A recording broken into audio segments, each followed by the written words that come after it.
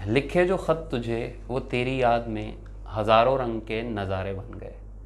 अब ये मैं पढ़ रहा था, आपके दिमाग में म्यूज़िक चल रहा था, गाना वाना पीछे सब फुल टाइम चल रहा था। रफ़ी साहब का कमाल यही था, रफ़ी साहब ने मामूली से मामूली गाना भी गाया तो ऐसा सुपर डुपर हिट गया कि उसने मतलब अगले पिछले रिकॉर्ड तोड़ दिए। आज 39वीं बरसी है रफ़ी साहब की। इस मौके पर हमारे साथ ज़फ़र सैयद साहब मौजूद हैं जो हमें रफ़ी साहब के उरूज और ज़वाल की दास्तान बताएंगे।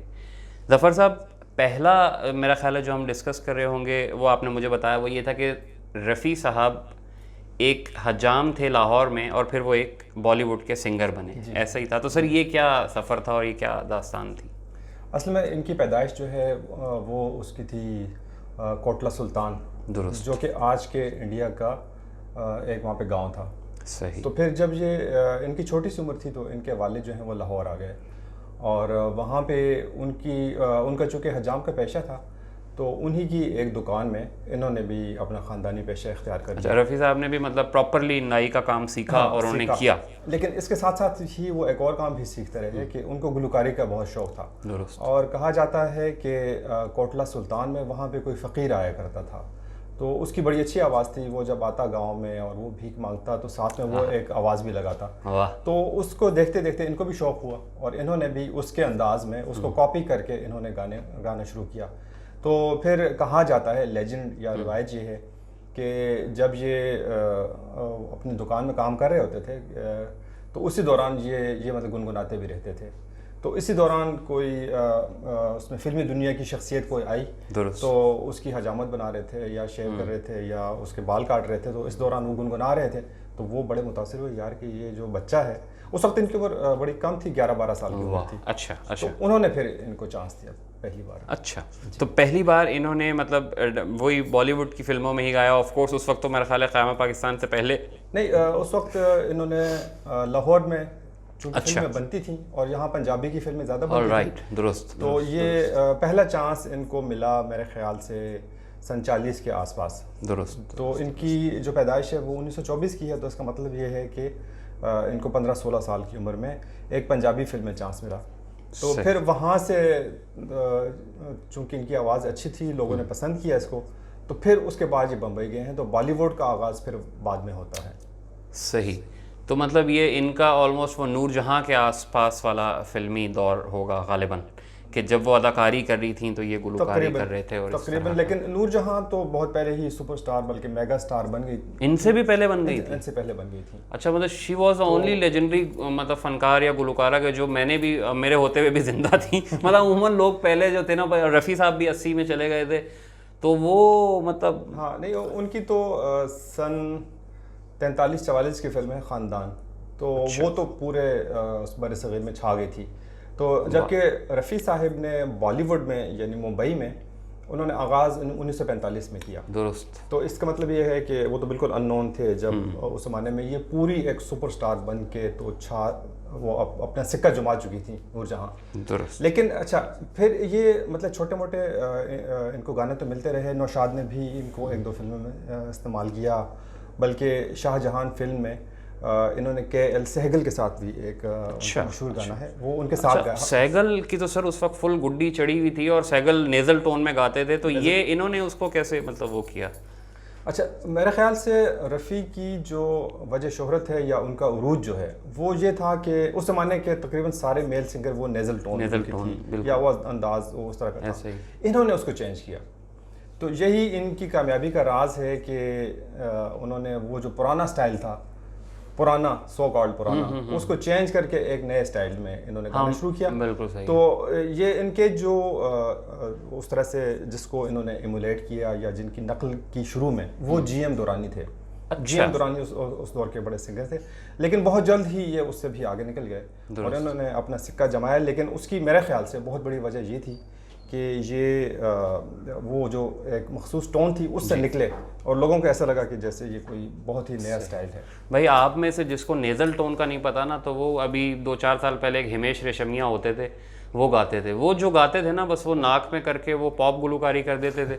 जो पुराने लोग थे वो उसी को क्लासिकल टच में ले जाते थे, but nasal tone is exactly that जो हिमेश साहब गाया करते थे।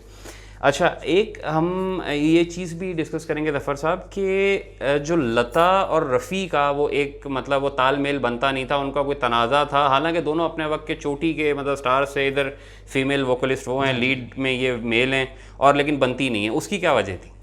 अच्छा, ये उससे पहले थोड़ा सा हम उसमें ये देख लें कि रफ़ी उरूज तक कैसे पहुँचे जी।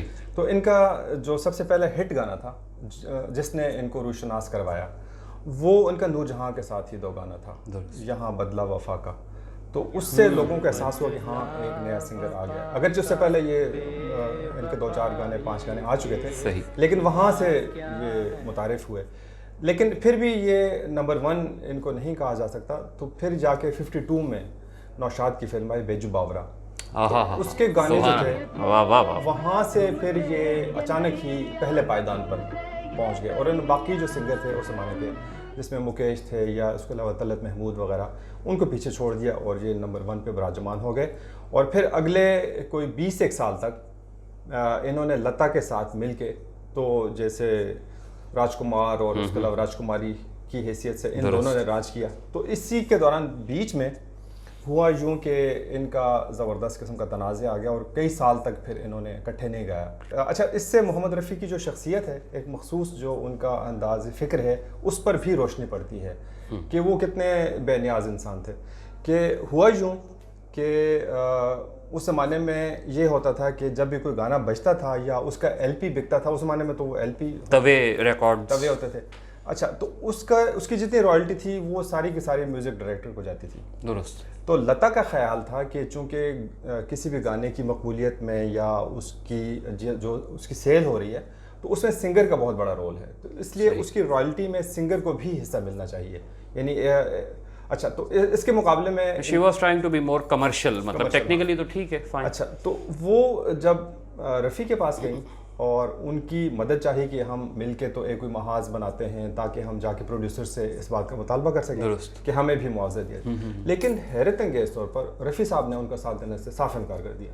अच्छा, और उन्होंने कहा कि हम जो भी गाना गाते हैं हमें तो उसका मुआवजा मिल जाता है उस वक्त, तो फिर दोबारा से रॉयल्टी का क्या चक्कर है। तो वो हालांकि ख़ुद उनका फ़ायदा है, गाने पूरे इंडिया में बिक रहे हैं, चल रहे हैं, लाखों की इनकम आने का इम्कान है, लेकिन इन्होंने इनकार कर दिया। तो ये एक अजीब व गरीब किस्म की दरवेश सिर्फ शख्सियत आप कह सकते हैं। वाकई मतलब कलंदर आदमी थे। तो अब तो हम तंदिया कहते हैं कलंदर आदमी, लेकिन कभी कोई जेन्युइन भी हुआ करता था। अच्छा, अब इसमें एक और पहलू जो है वो इधर डिस्कस होने से रह गया ज़फ़र साहब, जो आखिरी चंद साल थे रफ़ी के, उसमें आप अभी मुझे आपने पहले बताया कि वो काफ़ी परेशान भी रहे और उनका ज़वाल भी हुआ और वो मतलब बहुत डिप्रेशन में भी गए, उसकी क्या वजह थी? हाँ, तो मैंने इसमें जैसे कि अभी इसका जिक्र किया था कि तकरीबन 20 साल तक ये इन्होंने राज किया और बड़े ही मकबूलियत की इंतहा जिसको हम कह सकते हैं वो उन्होंने पार कर ली। लेकिन फिर अफसोसनाक तरीक़े से 1969 के करीब, यानी आज से तकरीबन ठीक 50 साल पहले, हुआ यूँ कि किशोर कुमार तो पहले से मौजूद थे और वो गा रहे थे, 40s ही से गा रहे थे। दुरुस्त। लेकिन वो हमेशा से जिसको कहते हैं ना कि उसके रफ़ी के शेडोज़ में रहे, वो पीछे पीछे रहे। रफ़ी जो हैं वो तो सुपरस्टार। लेकिन 69 में हुआ यूँ कि किशोर कुमार ने आराधना फिल्म में एक गाना गाया, रूप तेरा मस्ताना। वाह वाह वाह वाह वाह, गाना तो सर जी वो सुपर डुपर हिट था। अच्छा, बजना शुरू हो गया, गाना इतना सुपर डुपर हुआ और वो गाना भी इस अंदाज से गाया और इमोशंस भी उसके अंदर डाल के उन्होंने गाया किशोर ने, वाकई कि वो रातों रात ही लोगों को ऐसा लगा कि एक कोई नए किशोर का जन्म हुआ है। और रफ़ी जो है उनको पिछले दौर की एक यादगार उनको मालूम होने लगे। और किशोर कुमार ने रातों रात इनको पीछे छोड़ दिया। तो इस बात का इनको बड़ा दुख था रफ़ी को, और रफ़ी कुछ अर्से के लिए डिप्रेशन में भी चले गए थे कि यार पहले जो था मेरा जो मर्तबा था, जो मकाम था, तो अचानक ही वो मुझसे एक तरह से उनका तख्त जैसे छीन ले गया। तो गाने तो उनको मिलते रहे, लेकिन पहली चॉइस जो थे, पहली चॉइस पे फिर इनकी बजाय किशोर साहब की आवाज़ का फीमेल वोकलिस्ट में मेरा नहीं ख्याल कि उनके पास सिवाय आशा के कोई और जोड़ था, मतलब जो ज़रा लाइवली गा सकती है। क्योंकि लता मतलब चंगा भला खुशी का गाना भी होता, वो लगता है कि वो मरसिया मतलब वो कुछ भी उसको बहुत ही ज़्यादा गम रंज उसके खुशी के गानों से भी टपकता है। बट मेरा ख्याल है आशा के अलावा तो सर कोई और ऐसा सिंगर नहीं था उस दौर में जो। लता तो है, लता ही है, बट वो किशोर के टक्कर में वो उस मस्ती में गा सकती हैं जिस तरह वो गाते थे। लता तो वो तो देवी है ना। लता से आगे तो कुछ नहीं है, वो तो आगे बस समंदर है बस। ठीक है जी, ठीक है। तो अच्छा, मैं इस मौके पे आखिर में जी चलते चलते एक बड़ा दिलचस्प वाक़ा सुनाना चाहूँगा जो कि मेरे ख्याल से कहीं पे लिखा हुआ नहीं है। मैंने असल में एस मोहिंदर सिंह का इंटरव्यू किया, बल्कि एस मोहिंदर, अच्छा, मतलब सिंह तो शायद नाम ऐसा नहीं है, खुद ना लिखते, उनका मैंने इंटरव्यू किया था जो कि काफ़ी एक तवील उम्र वो है, म्यूज़िक डायरेक्टर हैं और वो उनका हिस्सा रहा है 1950s में। तो अच्छा। उस मतलब गोल्डन पीरियड की बहुत सारी अच्छी फिल्मों का म्यूज़िक दिया। तो अगर आपने वो गाना सुना हो, वो जो है गुजरा हुआ ज़माना आता नहीं दोबारा, वो इनका बना हुआ। तो ये भी चूँकि पंजाबी थे और ये दोनों का, चूँकि दोनों ने उस ज़माने में वो जो था अपने करियर का आगाज़ कर रहे थे, तो इनकी बड़ी दोस्ती होगी आपस में, रफ़ी साहब, रफ़ी की और एस मोहिंदर की। एस मोहिंदर जो थे ये म्यूज़िक डायरेक्टर बनना चाहते थे और मोहम्मद रफ़ी जो हैं ये सिंगर बनना चाहते थे। तो इन्होंने एक दिन मुंबई की किसी पहाड़ी पे बैठ के आपस में वादा किया कि यार हम में से जो भी कोई एक बड़े उस पर पहुंच जाएगा तो वो दूसरे को सहारा देगा। अच्छा, इसके कोई 6-7 साल गुजर गए, रफ़ी वाकई वहाँ पहुँच गए। तो वो एक दिन ये जो हैं एस मोहिंदर, तो ये जाके मिले रफ़ी से, उनसे कहा यार कि तुम तो पहुंच गए हो तो मैं नहीं पहुंच सका। तो लेकिन फिर वो उन्होंने कहा कि रफ़ी ने मुझे मुकम्मल जो है अपनी हमायत और अपना तावन उन्होंने मेरे साथ किया। जब आपने कहा ना मुकम्मल, मुझे लगा आप कहेंगे मुकम्मल झंडी का। नहीं, झंडी नहीं कराई। अच्छा, बल्कि उन्होंने एक और वाक़या सुनाया। उन्होंने कहा कि एक बार क्या हुआ कि उनके किसी गाने की रिहर्सल हो रही थी, तो वहाँ पे रफ़ी आए। तो मैंने उनसे कहा कि रफ़ी साहब आइए बैठिए, क्योंकि वहाँ पे साजिंदे थे और दूसरे मतलब और बहुत सारे लोग थे म्यूज़िक रूम में। तो उन्होंने कहा कि मैं इतनी देर में अपने जो साजिंदे थे उनकी तरफ मुतवज्जो हुआ, तो इतने में देखा कि रफ़ी साहब गायब हैं। अच्छा। तो मैं बड़ा हैरान हुआ। तो ऊपर से मैंने देखा तो वो निचली मंजिल पे वो सीढ़ियों से उतरते हुए जा रहे हैं बड़े गुस्से में। अच्छा। और जाके वो अपनी गाड़ी में बैठ गए। अच्छा। वो कहते हैं कि मैं उधर से उतरा फ़ौरन और उनसे जाके पूछा, वो अपनी पंजाबी में उसको मतलब गाली दे के, जैसे ज़ाहिर दोस्त है कि यार ये क्या किया कि तुम ऊपर सारी जो है साजिंदे तैयार हैं और तुम इधर। उसने कहा कि तुमने मुझे रफ़ी साहब क्यों कहा है? वाह। तुम मेरे तो दोस्त थे इतने करीबी, तो तुमने रफ़ी साहब क्यों? उसने कहा यार मैं दूसरों के सामने तुम्हारी चूंकि इज्जत एक बन गई है तो मैं उनकी खातिर, कहते बड़ी मुश्किल से उनको मना के वापस ले गया। यार कैसे प्यारे आदमी थे। तो सिलसिला जो है वो दराज होता गया, बातों से बातें निकलती गईं। अब 39वीं बरसी थी चूँकि रफ़ी साहब की, तो बस ज़फ़र साहब को हमने ज़हमत दी। आज ज़फ़र साहब की तबीयत भी कुछ नासाज थी, लेकिन हम लोगों ने ज़बरदस्ती इनसे कहा कि सरकार ये जो मालूमात हैं ये हम तक पहुँचा दें ताकि हम आप तक पहुँचा दें। इजाज़त दीजिए इंडिपेंडेंट उर्दू की तरफ से ज़फ़र सैयद साहब को, हसैन जमाल को आदाब।